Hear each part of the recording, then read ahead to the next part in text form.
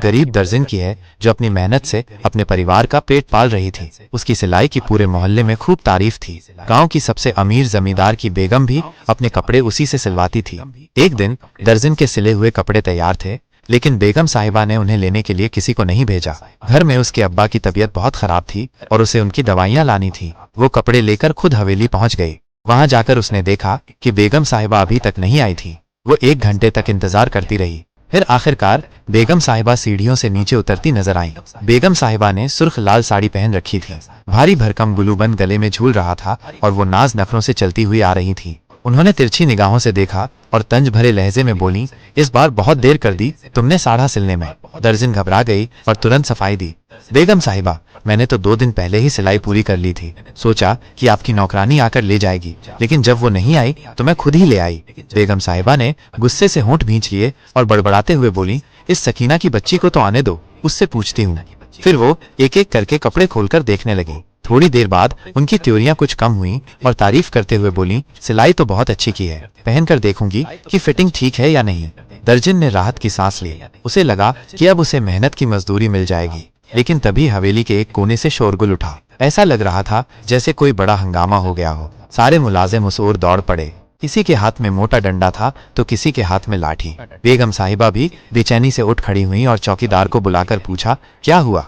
चौकीदार घबराई आवाज में बोला, बेगम साहिबा, अभी अभी माली ने लॉन में बहुत बड़ा इच्छाधारी नाग देखा है। वो एक दरख्त से लिपटा हुआ बैठा था। शुक्र है कि माली ने देख लिया, जल्दी ही उसे पकड़ लेंगे। इतना सुनते ही हवेली के सारे लोग इकट्ठा हो गए। दर्जन भी घबरा गई, लेकिन उसे अपनी मजदूरी की फिक्र थी। वो कांपती आवाज में बोली, बेगम साहिबा, पैसे दे दीजिए, मुझे जाना है। बेगम साहिबा ने एक नजर उस पर डाली और लापरवाही से बोली, हाँ, मैं सकीना के हाथ पैसे भिजवा दूंगी, और भी कपड़े सिलवाने हैं तुमसे। दर्जन की उम्मीदें टूट गईं। वो मायूस होकर हवेली से निकली और पड़ोस की खाला रुकैया से उधार मांगने चली गई। लेकिन खाला काफी बढ़ चुकी थी जब दरवाजे पर रर की दस्तक हुई। नफीसा चौंक उठी। इतनी रात को कौन आ सकता था? अंदर से ही आवाज लगाई, कौन है? बाहर से भारी आवाज आई, मुसाफिर हूँ, जख्मी हालत में हूँ, एक रात की पनाह चाहिए। नफीसा जानती थी कि उनका घर मुसाफिरों के लिए रास्ता था, मगर इतनी रात को किसी अजनबी को अंदर बुलाना ठीक होगा? मगर जब उसने दरवाजा खोला तो सामने खड़े नौजवान को देखकर उसकी सांसें थम गईं। गहरी हरी आंखें, गोरी चिट्टी रंगत और एक शहजादे जैसी शख्सियत, लेकिन उसका हाल बुरा था। जिस्म पर जगह जगह गहरे जख्म थे। कपड़े, आपको इतनी चोट कैसे लगी? वह बोला, लोगों ने मारा है, कोई हिस्सा नहीं छोड़ा, लेकिन मैं भी उन्हें नहीं छोड़ूंगा। उसकी आवाज में अजीब सी दहशत थी। नफीसा ने दरवाजा खोलकर उसे अंदर आने दिया। वो पिलर के पास बैठ गया। नफीसा सोच रही थी कि अब्बा को जगा दे, मगर फिर ख्याल आया कि उनकी तबीयत खराब है। क्या आपके पास कोई कपड़ा होगा? उसने पूछा। नफीसा के पास सिर्फ नए कपड़े थे, मगर उसे अपना पुराना दुपट्टा याद आ गया। उसने वो दुपट्टा निकालकर उसे दे दिया। उसके हाथ जख्मी थे, इसलिए उसका दिल जोर जोर से धड़क रहा था। इतनी करीबी से उसने पहले कभी किसी गैर मर्द को नहीं देखा था। वो चुपचाप बैठा था, जैसे अपना सब कुछ हार चुका हो। नफीसा ने उससे खाने का पूछा तो वो बोला, अगर थोड़ा खाना मिल जाए तो बड़ी मेहरबानी होगी। नफीसा ने जल्दी से रात का बचा हुआ खाना लाकर दे दिया। उसे देखकर वो सोचने लगी कि इतना खूबसूरत आदमी गांव में किसके घर आया होगा। उसकी आंखें किसी आम इंसान की नहीं लग रही थीं। वो बोला, आपको मेरी वजह से आधी रात को तकलीफ हुई, इसके लिए माफी चाहता हूँ, मगर क्या करूं, बड़ी मुश्किल से जान बचाकर यहाँ भागा हूँ, वरना वो लोग मुझे मार डालते। नफीसा परेशान हो गई। आपके दुश्मन इसी गांव के हैं? उसने सिर हिलाया। मैं ज्यादा कुछ नहीं बता सकता, मगर आप मुझ पर एक एहसान कर सकती हैं। जब तक मेरे जख्म ठीक ना हो जाएं, मुझे इस घर में रहने दें और किसी को मेरे बारे में मत बताइएगा। नफीसा ने बिना सोचे कहा, आप जितने दिन चाहें यहाँ रह सकते हैं, हमारे घर में कोई आता जाता नहीं। वो तसना निगाहों से उसे देखता रहा, फिर जमीन पर लेट गया। शायद थकान हद से ज्यादा थी। नफीसा भी उसकी तरफ देखते देखते सो गई। सुबह जब उसकी आंख खुली तो वो घबरा गई। घर में उस अजनबी का नामो निशान तक नहीं था। उसने तो कहा था कि वो 3 दिन रहेगा, फिर अचानक कहाँ चला गया? यही सोचते हुए वह अब्बा और सुहेल के लिए नाश्ता तैयार करने लगी, लेकिन उसका दिल बेचैन था। जब उसके अब्बा ने अचानक उसे आवाज दी, उसने चाय का प्याला रखा और उनके पास चली गई। अब्बा के चेहरे पर हैरानी थी। यह सहन में अजीबोगरीब निशान कैसे हैं? अब्बा ने गंभीर लहजे में कहा। नफीसा ने उनकी निगाहों की सीध में देखा तो सच में फर्श पर अजीब से निशान थे। उसने अनजान बनते हुए कहा, अब्बा, न जाने किस चीज के हैं, आप ही बताइए, आप ज्यादा तजुर्बेकार हैं। अब्बा ने गहरी सांस ली और बोले, ऐसे निशान तो खेतों में दिखते थे जहाँ नागों का बसेरा होता था। लगता है यहाँ से कोई नाग रैंग कर गया है। अब्बा की बात सुनकर नफीसा के चेहरे का रंग उड़ गया, लेकिन अगले ही पल वो हंसने लगी। अब्बा, नाग हवेली में था, यहाँ नहीं। आप मुझे डराने की कोशिश कर रहे हैं। अब्बा ने संजीदगी से कहा, डरा नहीं रहा बेटा, मैंने अपनी जिंदगी में बहुत कुछ देखा है। ये निशान मुझे नागों के ही लगते हैं। नफीसा ने उनकी बात को हल्के में लिया, लेकिन उसके मन में कुछ सवाल उठने लगे। वो मन ही मन किसी और के बारे में सोच रही थी। आखिर वह कौन था, कहाँ चला गया? काश वह दोबारा लौट आए ताकि वो उसका नाम पूछ सके। इस बेचैनी के बीच उसने पड़ोस की खाला के बेटे की शादी के लिए कपड़े सिलने शुरू कर दिए। थोड़ी देर बाद खाला अपने कपड़े लेने आई। उन्होंने नफीसा को ध्यान से देखा और कहने लगी, तुझे तो सारी जिंदगी कंवारा ही रहना पड़। नफीसा हैरानी से उनकी तरफ देखने लगी। खाला ने ठंडी सांस भरी। देख, एक तरफ तेरा बाप मजबूर है, घर में खाने को कुछ नहीं, तेरा छोटा भाई अभी बच्चा है, ऐसे में तेरी शादी कैसे होगी? नफीसा ने धीमे स्वर में जवाब दिया, खाला, मुझे शादी की कोई जल्दी नहीं, मैं अपने अब्बा और भाई की जिम्मेदारी उठा लूं, यही मेरे लिए काफी है।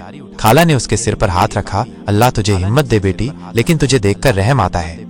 नफीसा ने उनकी बातों पर कोई जवाब देना जरूरी नहीं समझा। उसे इस तरह की बातें सुनने की आदत हो गई थी। शाम को सुहेल ट्यूशन से लौटा और कहने लगा, बाजी, ट्यूशन वाली फीस मांग रही थी। नफीसा ने उसकी तरफ देखा और सिर हिलाकर कहा, 1-2 दिन में मिल जाएगी। उसे मालकिन पर गुस्सा आ रहा था, जिसने अभी तक नौकरानी के हाथ पैसे नहीं भिजवाए थे। शायद उसे फिर से जाना पड़ेगा। रात के वक्त जब वो कपड़े सिलाई कर रही थी, तभी उसकी मगर जानी पहचानी आवाज आई, कैसी हो तुम? वह चौंक गई। उसने गर्दन घुमाई और देखते ही उसके होश उड़ गए। वही नौजवान उसके सामने बैठा था। नफीसा घबराई हुई बोली, तुम अंदर कैसे आए? उसने दरवाजे की तरफ इशारा कर दिया। दरवाजा खुला रह गया था। नफीसा के पैरों तले जमीन खिसक गई। उसने तो सुहेल को ताकीद की थी कि दरवाजा अच्छी तरह बंद कर दे। घबराते हुए उसने जल्दी से दरवाजा बंद कर दिया। तुमने कहा था कि 3 दिन तक रहोगे, फिर कहाँ चले गए थे?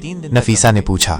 नौजवान हल्का सा मुस्कुराया। को उसकी बात पर शर्मिंदगी महसूस हुई। शायद उसने उसकी बेचैनी को भांप लिया था। फिर उसने धीमे लहजे में कहा, मैं तुम्हारी भलाई के लिए ही चला गया था। अगर इस घर में किसी ने मुझे देख लिया तो मुश्किल खड़ी हो जाएगी। नफीसा उसे देखते हुए बोली, क्या तुम्हें कुछ खाने के लिए चाहिए? नौजवान ने हाँ में सिर हिलाया। अगर थोड़ा सा दूध मिल जाए तो। नफीसा ने बिना कुछ कहे अब्बा के लिए रखा हुआ दूध लाकर उसे दे दिया। उसने देखा कि वो दूध इस तरह पी रहा था जैसे उसे इसकी सख्त जरूरत थी। दूध खत्म करके उसने खाली प्याला लौटाते हुए कहा, तुम बहुत मेहरबान लड़की हो। नफीसा उसकी बात सुनकर चुप रही, मगर मन में बहुत कुछ चल रहा था। वो उससे पूछने लगी, तुम्हारे दुश्मन कौन है? मुझे बताओ, मैं तुम्हारी मदद कर सकती हूँ। नौजवान ने नफीसा की बात को टालते हुए कहा, नहीं, मुझे अपना बदला खुद लेना है, बस थोड़ा वक्त चाहिए। नफीसा उससे बातें करने में इतनी मसरूफ थी कि उसे अब्बा की आवाज सुनाई ही नहीं दी। मरियम, मरियम बेटी इधर आओ। अब्बा की आवाज आई। नफीसा घबराकर उठी और अंदर चली गई। अब्बा कहने लगे, बेटा, इतनी देर से देख रहा हूँ, बाहर बैठकर किससे बातें कर रही हो? तुम्हारी आवाज तो साफ सुनाई दे रही थी। नफीसा का दिल जोरों से धड़कने लगा। उसने सहन में झांका, लेकिन वहां कोई नहीं था। वो कहीं चला गया था। जल्दी से खुद को संभालते हुए उसने कहा, अब्बा, किसी से नहीं, आपको वहम हुआ होगा। अब्बा बेचैनी से बोले, नहीं, मैंने देखा, ऐसा लग रहा था जैसे कोई तुम्हारे सामने बैठा है। नफीसा ने बड़ी मुश्किल से उन्हें समझाया कि उन्हें कोई वहम हुआ है। जब अब्बा सो गए तो वो फिर सहन में आई, मगर वहां कोई नहीं था। उसे दुख हुआ कि वो बिना बताए चला गया। सुबह जब नफीसा नाश्ता बना रही थी, तभी बाप, मरियम, इधर आओ बेटी, ये देखो, आज फिर वैसे ही निशान है। नफीसा बाहर आई तो देखा कि वहीं अजीबोगरीब निशान सहन में फैले हुए थे। अब्बा घबराते हुए बोले, मरियम, तुमने कहा था कि हवेली में नाग दिखा था, मगर अब तो ऐसा लगता है कि वो जिंदा है और हमारे गांव में घूम रहा है। अब्बा की आंखों में डर था, मगर नफीसा के चेहरे पर बस खामोशी थी। नफीसा और उसके अब्बा के दरमियान गरीब बातें होने लगी थीं। अब्बा का यकीन था कि हवेली में जो नाग देखा गया था वो अभी भी जिंदा है और पूरे गांव में घूम रहा है। ये सुनकर नफीसा परेशान हो गई और कहने लगी, अब्बा, वो सांप तो हवेली के मुलाजिमों ने मार दिया था, लेकिन अब्बा को उसकी बात पर यकीन नहीं हो रहा था। उसी दिन नफीसा ने अब्बा से कहा, मालकिन ने अभी तक मेरी सिलाई के पैसे नहीं भिजवाए हैं, मुझे नगीनाबाजी के पैसे वापस करने हैं, तो मैं हवेली जा रही हूँ। उसने सुहेल का खाना बनाकर रख दिया और पैदल ही हवेली की ओर चल पड़ी। रास्ता कठिन और सुनसान था, लेकिन उसे महसूस हो रहा था कि कोई उसका पीछा कर रहा है। हवा में अजीब सी सरसराहट थी, जबकि चारों ओर हब्स फैली हुई थी। नफीसा ने पलटकर देखा तो हैरान रह गई। वह उसके सामने खड़ा था। उसकी आंखों में वही चमक थी जो हमेशा नफीसा को बेचैन कर देती थी। वह मुस्कुराते हुए बोला, जहां तुम जाओगी वहां मैं भी पहुंच जाऊंगा। नफीसा ने उसे सवालिया नजरों से देखा और बोली, तुम हवेली क्यों नहीं जा सकते? क्या वहां किसी से दुश्मनी है? उसने सिर हिला दिया और बोला, जल्द ही तुम्हें सब पता चल जाएगा, लेकिन जब तक सच्चाई सामने आएगी, हो सकता है कि मैं इस गांव में ना रहूं। नफीसा ने घबराकर कहा, खुदा ना करे तुम हमेशा यहीं रहो। उसके दिल की धड़कनें तेज हो रही थीं, लेकिन वो जल्दी से हवेली की ओर बढ़ गई। जैसे ही हवेली पहुंची, मालकिन ने उसे देखकर कहा, मैं तुम्हारे पैसे देना भूल गई थी। आजकल हवेली में बहुत परेशानियां चल रही हैं। वो सिर पकड़कर बैठी थी और सकीना को आवाज दी, जाओ मेरे कमरे से पर्स उठा लाओ। सकीना ने नफीसा को गुस्से से देखा और जब नफीसा बाहर निकली तो पीछे से बोल पड़ी, तुझे अब भी सुकून नहीं? हवेली में इतनी परेशानियां हैं और तू अपने पैसे लेने आ गई। नफीसा ने तमतमाते हुए कहा, शर्म कैसी? मैं घर चलाने वाली हूँ, हमारे घर में खाने के भी लाले पड़े हैं।